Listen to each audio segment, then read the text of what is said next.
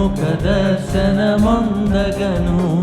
పెనుయేలునకు పరుగున రండి, ప్రభు ముఖ దర్శనమొందగను.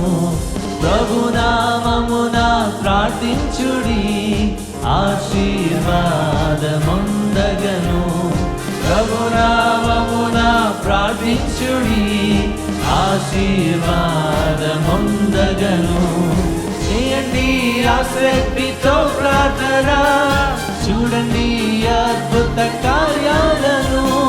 చేయండి ఆసక్తితో ప్రార్థన, చూడండి అద్భుత కార్యాలను. పాడండి ఆనంద గీతాలను, పాడండి ఆనంద గీతాలను. పెనుయేలునకు పరుగున రండి, ప్రభు ముఖ దర్శనమొందగను. పెనుయేలునకు పరుగున రండి, ప్రభు ముఖ దర్శనమొందగను.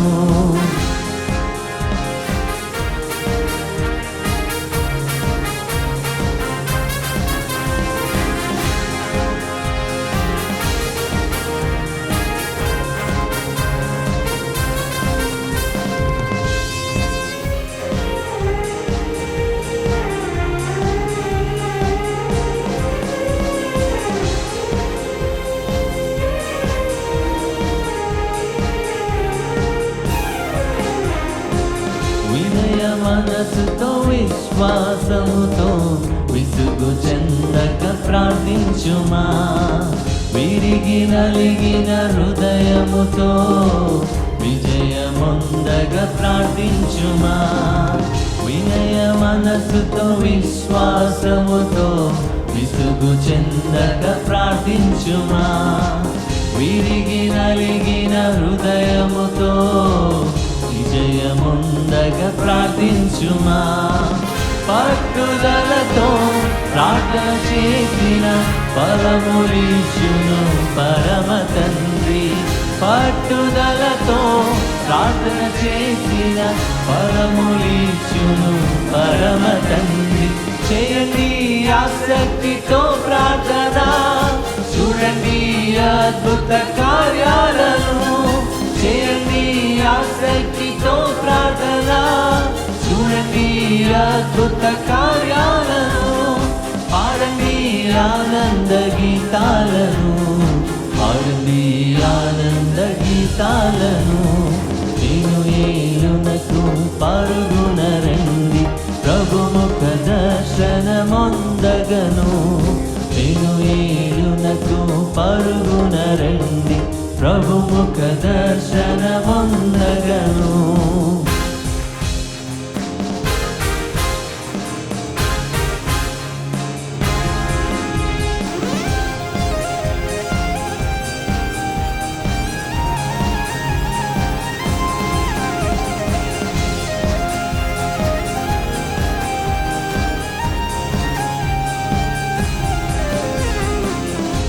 యాకోబు మోసగాడై తండ్రి ఇంటిని విడిచెను. పెనుయేలులో ప్రార్థన చేయగా పరమ తండ్రిని చేరెను. యాకోబు మోసగాడై తండ్రి ఇంటిని విడిచెను. పెనుయేలులో ప్రార్థన చేయగా పరమ తండ్రిని చేరెను. పేరు మార్చెను, బ్రతుకు మార్చెను, ఇశ్రాయేలుని ఆశీర్వదించెను. పేరు మార్చెను, బ్రతుకు మార్చెను, ఇశ్రాయేలుని ఆశీర్వదించెను. చేయండి ఆసక్తితో ప్రార్థన, చూడండి అద్భుత కార్యాలను. చేయండి ఆసక్తితో ప్రార్థన, చూడండి అద్భుత కార్యాలను. పాడండి ఆనంద గీతాలను, పాడండి ఆనంద గీతాలను. పెనుయేలునకు పరుగున రండి, ప్రభు ముఖ దర్శనమొందగను. పెనుయేలునకు పరుగున రండి, ప్రభు ముఖ దర్శనమొందగను.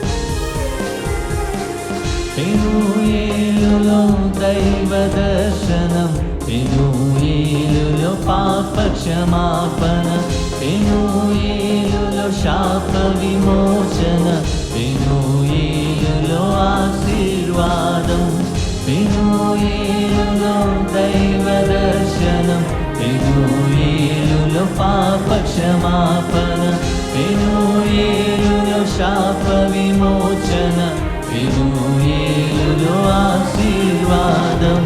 విజయమేచెను విడువనందున, వాగ్దానములిచ్చి ఆశీర్వదించెను. విజయమేచెను విడువనందున, వాగ్దానములి ఆశీర్వదించెను. చేయండి ఆసక్తితో ప్రార్థన, చూడండి అద్భుత కార్యాలను. చేయండి ఆసక్తితో ప్రార్థన, చూడండి అద్భుత కార్యాలను. పాడండి ఆనంద గీతాలను, పాడండి ఆనంద గీతాలను. పెనుయేలునకు పరుగున రండి, ప్రభుముఖ దర్శనమొందగను. పెనుయేలునకు పరుగున రండి, ప్రభుముఖ దర్శనమొందగను. ప్రభునామమున ప్రార్థించుడి, ఆశీర్వాదమొందగను. ప్రభునామమున ప్రార్థించుడి, ఆశీర్వాదమొందగను, ఆశీర్వాదమొందగను.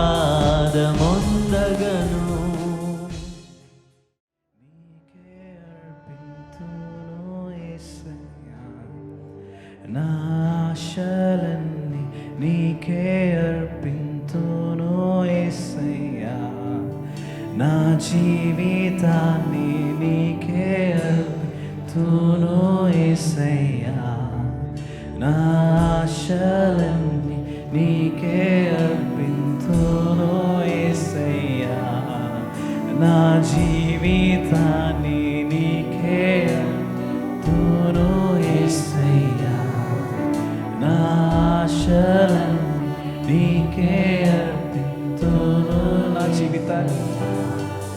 నా జీవితాన్ని నీకే అర్పింతును యేసయ్యా, నా ఆశలన్నీ నీకే అర్పింతును. నా జీవితాన్ని నా జీవితాన్ని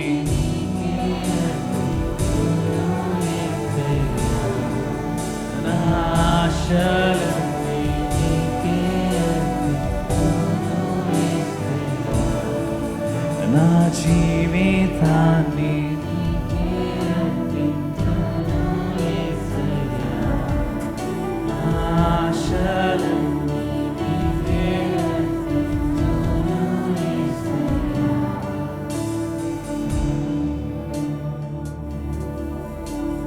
యేసయ్యా, నా యేసయ్యా, యేసయ్యా, నా యేసయ్యా, యేసయ్యా, నా యేసయ్యా, యేసయ్యా, నా యేసయ్యా,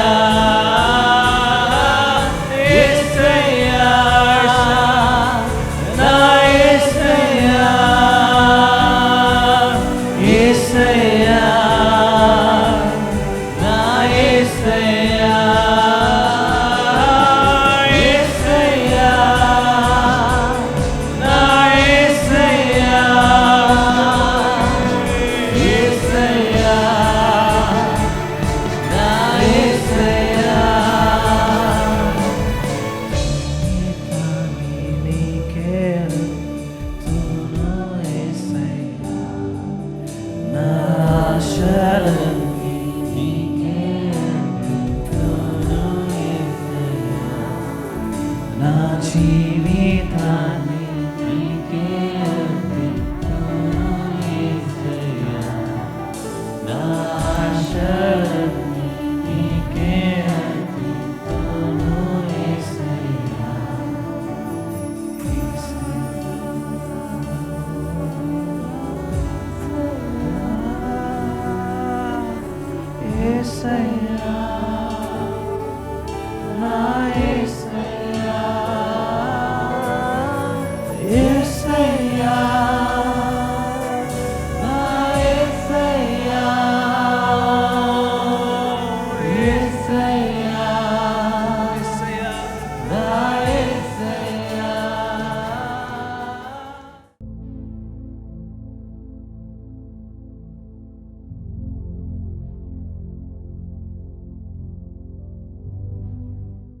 క్రీస్తునందు ప్రియమైన సహోదరి సహోదరులారా, ప్రభు అయిన యేసుక్రీస్తు నామములో మీకు అందరికి కూడా శుభములు, వందనాలు తెలియజేస్తున్నాను.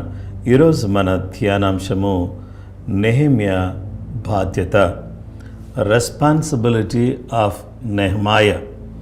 దేవుని వాక్యాన్ని మనం చూద్దాం. నెహెమ్యా గ్రంథం 1వ అధ్యాయం 1వ వచనం నుండి. హకల్య కుమారుడైన నెహెమ్యా యొక్క చర్యలు. 20వ సంవత్సరములో కిస్లేవు మాసమున నేను షూషను కోటలో ఉండగా నా సహోదరులో హనానీ అని ఒకడును యూదులలో కొందరును వచ్చిరి. చెరపట్టబడిన శేషములో తప్పించుకున్న యూదులను గూర్చియు యెరూషలేమును గూర్చియు నేను వారిని అడుగగా, వారు చెరపట్టబడిన వారిలో శేషించిన వారు ఆ దేశములో బహుగా శ్రమను నిందను పొందుచున్నారు, మరియు యెరూషలేము యొక్క ప్రాకారము పడద్రోయబడినది, దాని గుమ్మములను అగ్ని చేత కాల్చబడినవని చెప్పిరి. ఈ మాటలు వినినప్పుడు నేను కూర్చుండి ఏడ్చి కొన్ని దినములు దుఃఖముతో ఉపవాసముండి ఆకాశమందులి దేవుని ఎదుట విజ్ఞాపన చేసి తిని. ఇక్కడ నెహెమ్యా యొక్క బాధ్యత.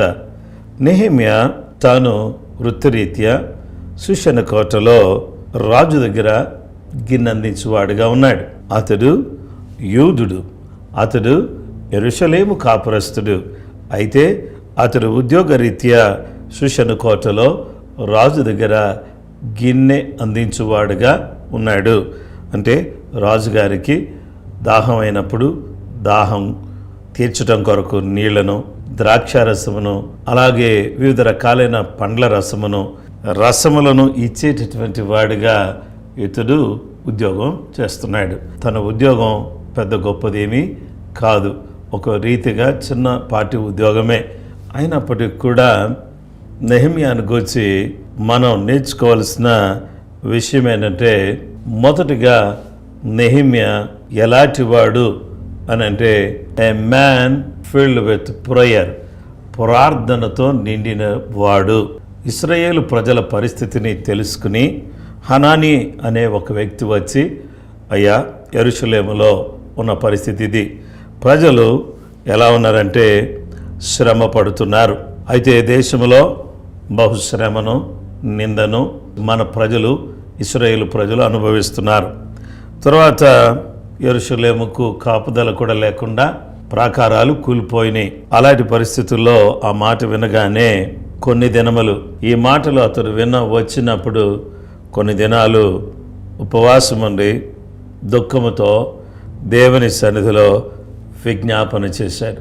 మ్యాన్ ఫిల్డ్ విత్ ప్రేయర్, ప్రార్థనతో నిండినవాడు. He was fasting and praying for his own people and situation of the people. దేవుని బిడ్డలారా, ఈరోజు మనం కూడా ప్రార్థనాత్మతో నిండిన వారమై మనము మన ప్రజల కొరకు, మన దేశం కొరకు, ప్రపంచంలో ఉన్న మనుషులందరి కొరకు, విశేష రీతిగా మన సొంత వాళ్ళ కొరకు, వారి క్షేమం కొరకు, వారి జీవితంలో దేవుని కార్యాలు జరగాలని మనము ప్రార్థన చేయవలసిన వారిగా ఉన్నాం.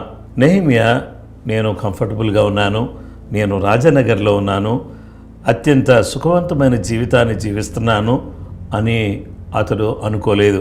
He was not identifying with the people of palace, but వేరాస్ he was identifying himself with the people of Jerusalem.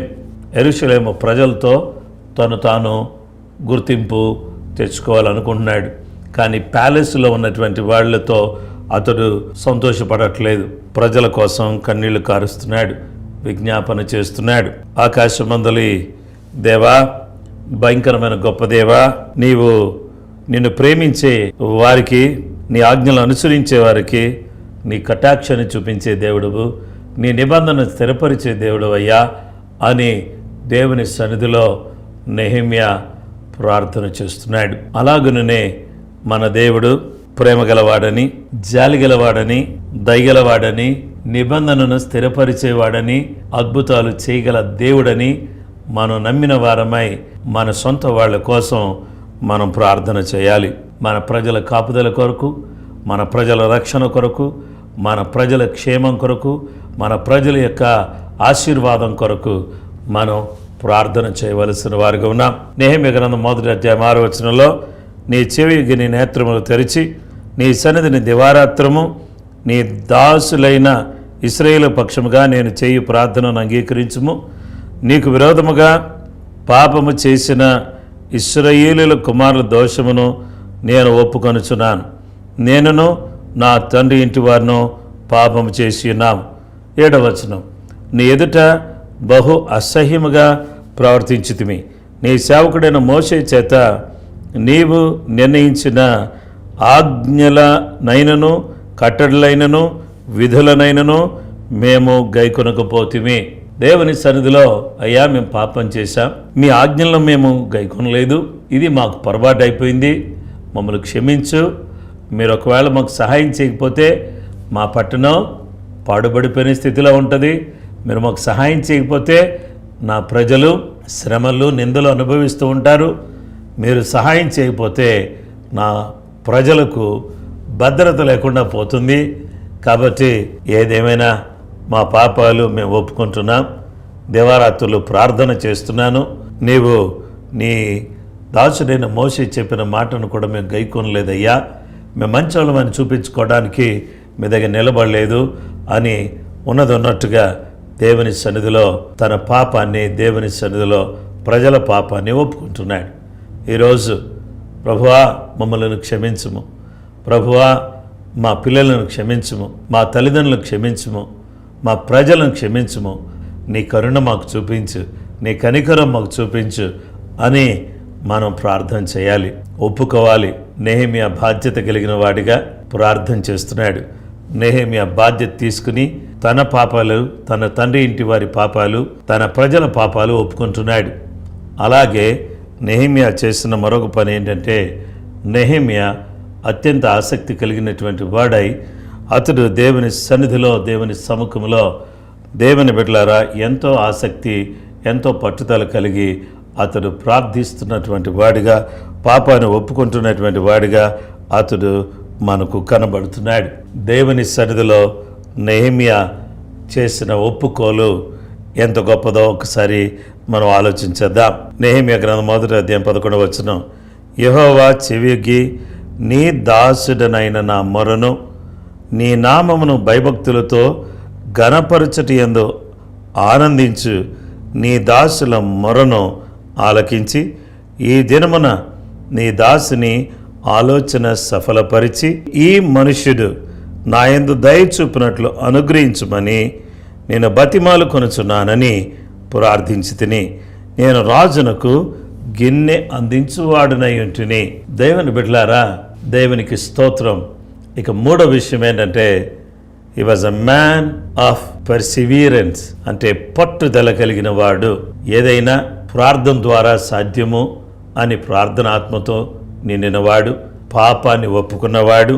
అలాగే 3వది పట్టుదల కలిగిన వాడు. పట్టుదల కలిగి ఏమని ప్రార్థన చేస్తున్నాడంటే, అయ్యా ఇదిగో నా మొర ఆలకించు, నా ఆలోచన సఫలం చేయి, ఈ ఆలోచన నాకు వచ్చింది, ఈ ఆలోచన నా జీవితంలో మీరు సఫలం చేయండి.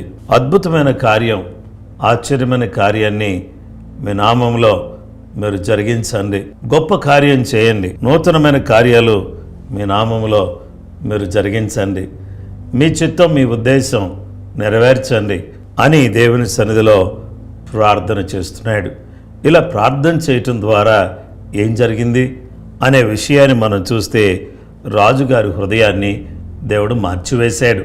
రాజుగారు అతనికి సెలవు మంజూరు చేసే విషయంలో, తనకు కావలసిన సామగ్రిని ఇచ్చే విషయంలో, సిఫారసు ఉత్తరాలు అతనికి ఇచ్చి పంపే విషయంలో దేవుడు రాజుగారిని వాడుకున్నాడు.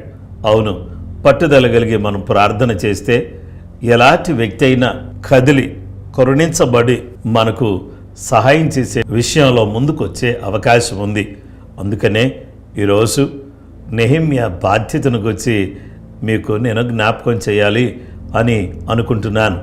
నెహెమ్యా తన సొంత ప్రజల కోసం బాధ్యత కలిగిన వాడిగా ఉన్నాడు, ప్రార్థించాడు, ఉపవాసం ఉన్నాడు. రెండవది, తన ప్రజల పాపాలను ఒప్పుకున్నాడు. మూడవది, తను పట్టుదల కలిగి ప్రార్థన చేశాడు. దేవుని బిడ్డలారా, ఈరోజు మనం కూడా నెహెమ్యా వలె బాధ్యత కలిగి దేవుని మహిమార్థమై దేవుని పనులు జరగాలని మనం అందరం కూడా బాధ్యత కలిగి, దేవా నీ కార్యాలు జరిగించండి, నీ అద్భుతమైన కార్యాలు చేయండి ప్రభువా అని మనం ప్రార్థన చేస్తే దేవుడు అద్భుతమైన రీతిలో మనకు సహాయం చేస్తాడు. అలాగూ దేవుడు తన కృప అనుగ్రహించాలని, తన యొక్క కనికరం చూపించాలని మనం అందరం కూడా ఒక నెహెమ్యా వలె బాధ్యత తీసుకుని ప్రార్థనతో నిండిన వారిగా, అలాగనే ఒప్పుకోలు చేసేవారిగా, అంటే పాపాన్ని ఒప్పుకునేవారిగా, ఇక చివరిగా పట్టుదల కలిగిన వారిగా ఉండాలి అని ప్రేమతో నేను మనవి చేస్తున్నాను. అలాగూ చేసినందువల్ల నెహెమ్యా ప్రజలను సంఘటితపరిచాడు, వ్యతిరేకతను ఇట్టే దూరం చేసుకోగలిగాడు. యెరూషలేము ప్రాకారాలు 52 రోజుల్లో కట్టగలిగాడు. అనగా దేవుని బిడ్డలారా, ఈరోజు మనం అందరం కూడా నాకెందుకులే అని ఆ రోజు నెహెమ్యా అనుకోలేదు. ఈరోజు మనలో చాలామంది నాకెందుకులే, నాకు పెద్దగా అవసరం లేదులే అని అనుకుంటున్నట్టుగా నెహెమ్యా అనుకోలేదు. నెహెమ్యా ప్రార్థనతో నిండినవాడు, ప్రజలకు మేలు జరగాలని పాపాన్ని ఒప్పుకున్నవాడు. ప్రభువా నీ మాటలు మేము ఆలకించట్లేదయ్యా అని చెప్పాడు, ఒప్పుకున్నాడు, పట్టుదలతో నింపబడ్డాడు. ప్రభు అతని పక్షంగా నిలబడి కార్యం చేశాడు. అందుకనే నా ప్రియమైన వారలారా, నాకెందుకులే అని మనం అనుకుంటే అది మంచి పద్ధతి కాదని ప్రభు పేరట హెచ్చరిక చేస్తూ అందరం ప్రార్థన చేద్దాం. మనల్ని, మన దేశాన్ని, మన ప్రజలను, ముఖ్యంగా మన కుటుంబాన్ని దేవుడు తన పరిశుద్ధ రక్తముతో నింపి నడిపించేట్టుగా మనం ప్రార్థన చేసుకుందాం. తలలు వంచి కళ్ళు మూసుకుందాం. ప్రార్థన.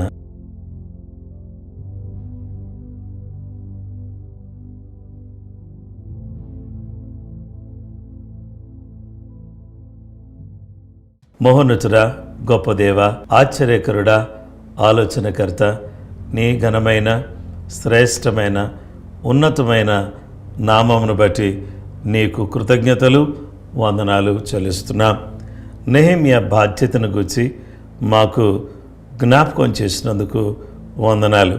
అవును, బాధ్యతను విస్మరించిన వాడిగా ఆనాడు నెహెమ్యా ఉంటే యెరూషలేము ప్రాకారాలు కట్టబడేవే కావు.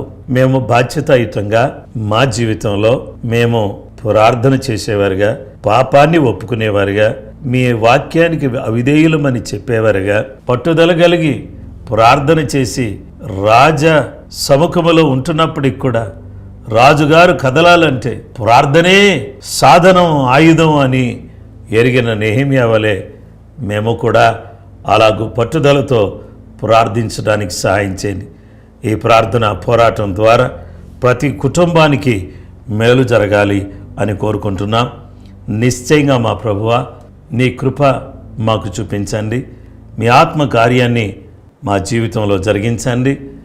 నిశ్చయంగా ప్రతి కుటుంబాన్ని కాపాడండి, బలహీనులను బలపరచండి. ప్రతి అవసరత యేసు నామములో తీర్చబడుటకు సహాయం చేయండి. నీ కాపుదలను, నీ భద్రతను, నీ ఆశీర్వాదాన్ని, నీ దీవెనను నీ బిడ్డలమైనటువంటి మాతో కూడా మీరుంచి దీవించి కాపాడుమని క్రీస్తు యేసు పరిశుద్ధ నామములో ప్రార్థించి వేడుకొనుచున్నాము తండ్రి. ఆమెన్. మన పరమ తండ్రి అయిన దేవుని ప్రేమ, కుమారుడైన యేసు క్రీస్తు ప్రభువారి యొక్క కృప, పరిశుద్ధాత్మ దేవుని అన్యోన్య సహవాసం, సమాధానం చేరువన మనకును సకల లోకములో ఉన్న పరిశుద్ధులకు సదా దేవుని కృప తోడే నడిపించును గాక. ఆమెన్. అందరికీ ప్రైజ్ ది లార్డ్ అండి. ప్రభు మిమ్మలను, మీ కుటుంబాలను సమృద్ధిగా దీవించును గాక. ఆమెన్.